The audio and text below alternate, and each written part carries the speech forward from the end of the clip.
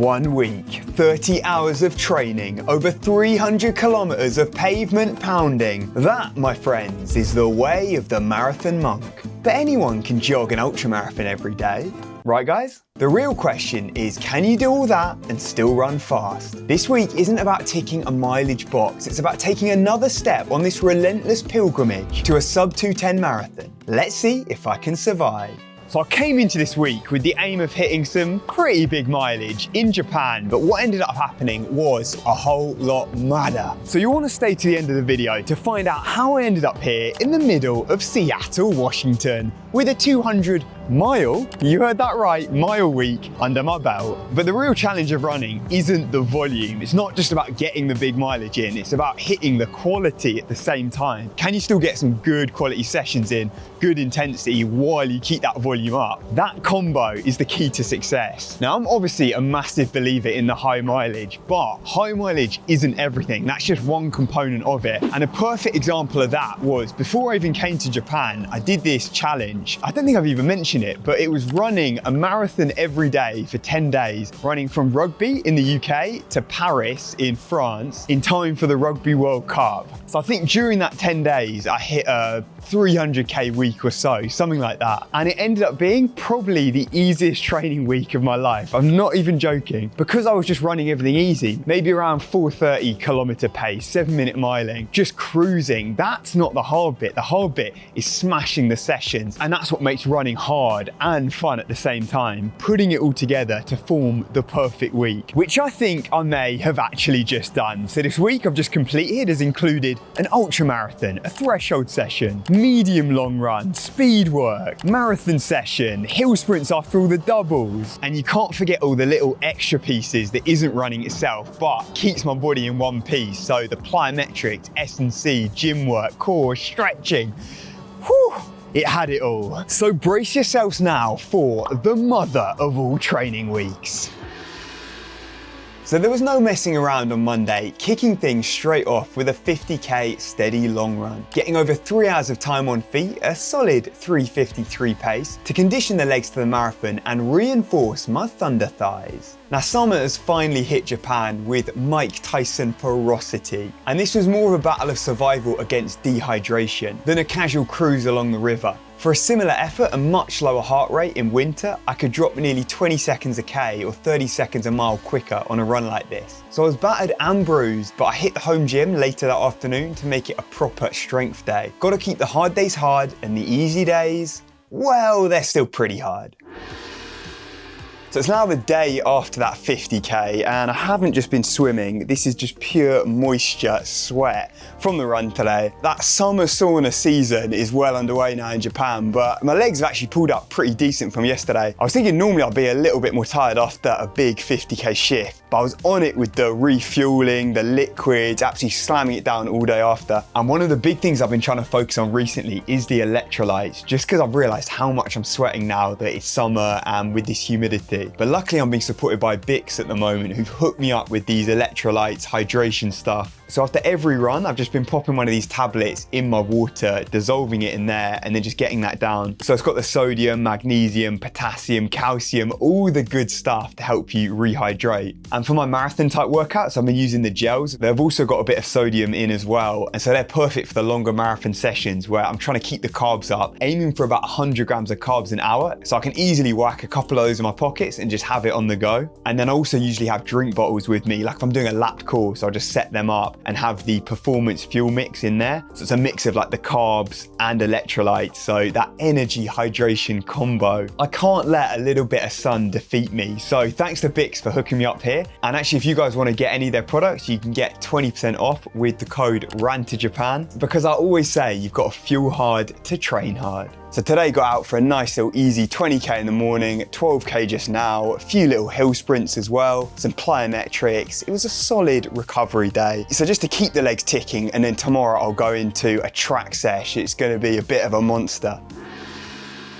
So it's a classic Wednesday today, down at the track in the morning, got a big session on the cards. I'm actually not even sure it's gonna be possible to complete what I've got planned, but we're just gonna see how far I can get. So what I wanna try and do is get some big volume in, but still at a decent enough pace. I'm not just cruising. So I'm thinking today, 20 times 1K. It's a bit of a beast here on the track. I don't even know how many laps that is, but it's gonna be some good mental training. So wasting no time, let's crack on with the long lost art of the marathon monk.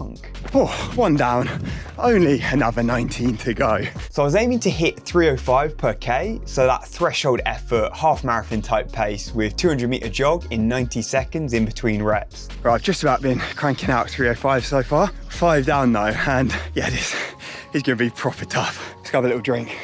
Luckily, because of the 90 seconds, I can get a bit of time to recover, but because it's so humid, my heart rate just staying up so much.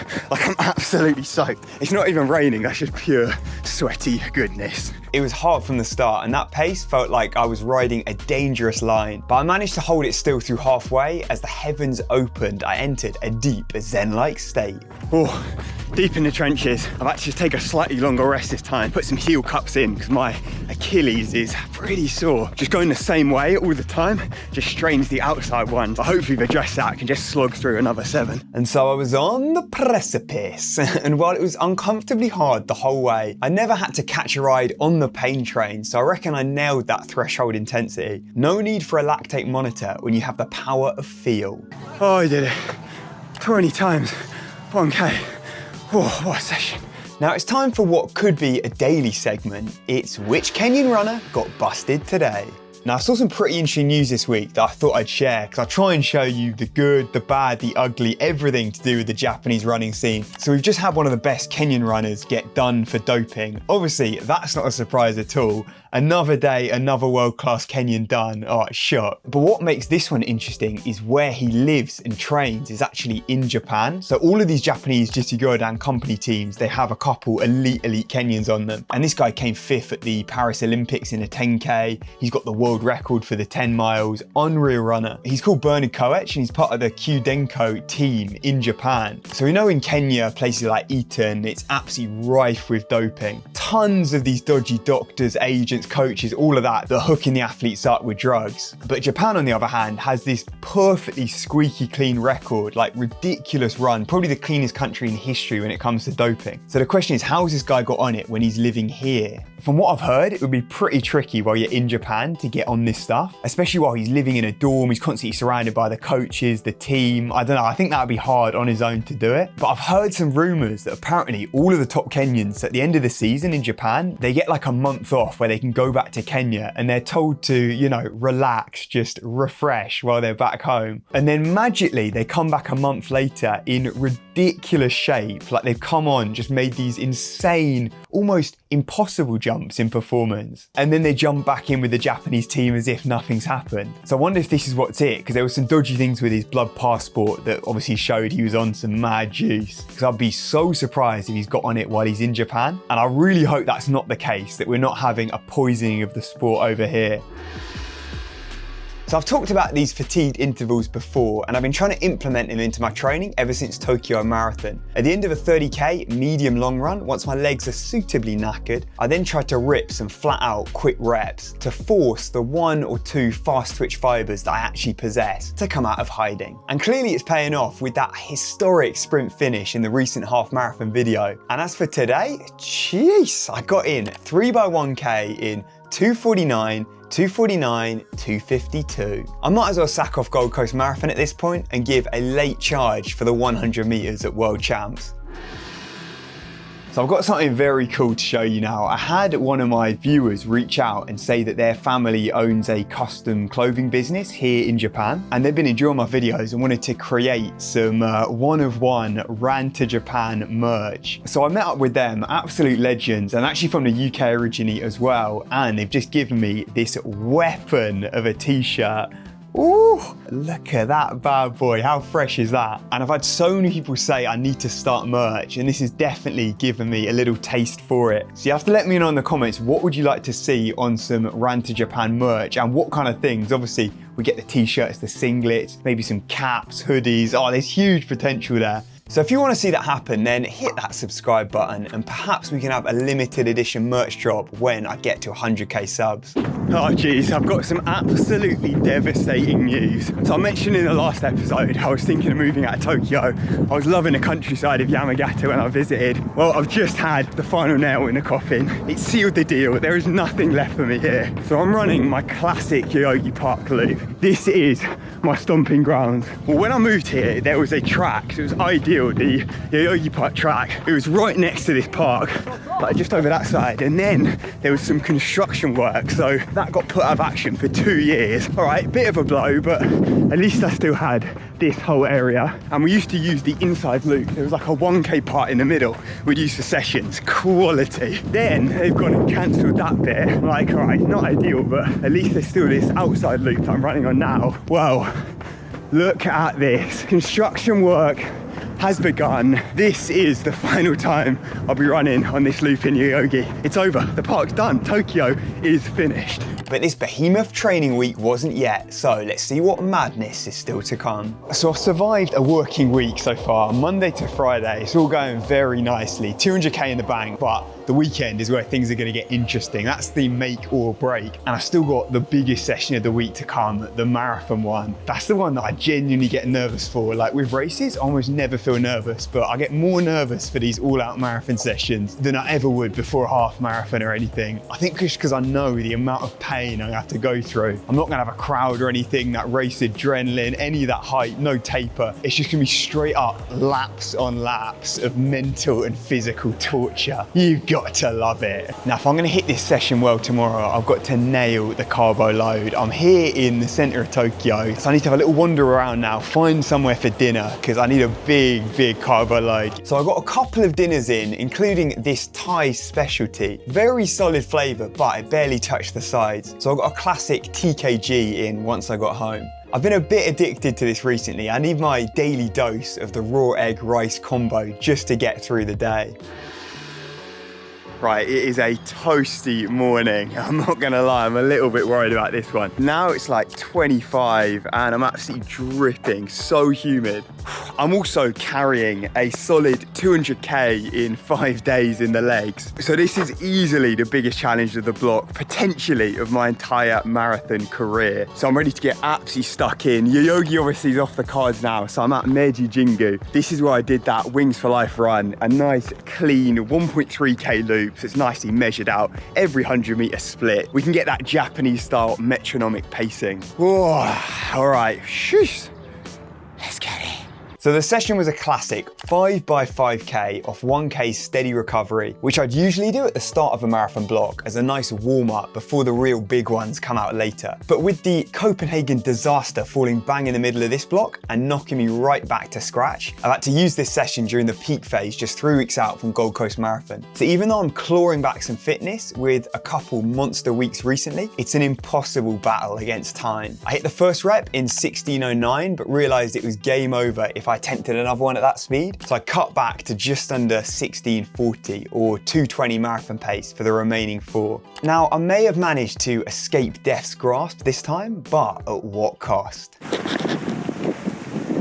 Now that was the slowest, but easily the hardest I've ever done that session. That heat, that humidity, just took it to a whole nother level. I think it's hard to describe just how much pain I put myself in. I think from talking to other people during marathons, the sort of pain they're experiencing, obviously it's bad, everyone's in pain, but maybe the level that I'm going to is a little bit different. I can probably go to the well, like to a point where I'm willing to do permanent damage to myself, maybe 3 times a year, because it probably takes about 3-4 months to properly recover from each time. So we're talking Gold Coast the first time, Fukuoka my second marathon, Tokyo. Those 3, the hardest I've ever had to go, and it's like lasting damage. The amount of pain that I'm in that moment, like I just cannot describe it at all. And I'm slightly worried today I might have used up one of my near-death experiences in a session. That was so hard. Hopefully I've still got another one of those finite all out, absolute mental death zones left for Gold Coast in a couple of weeks. But the mileage is coming along very nicely this week, but with only 1 day remaining, it's going to be a tough ask to pull out that elusive 300k number. It's a tough one. I think we may have failed. It's over. The challenge is done. If only there was a way to gain a little extra time.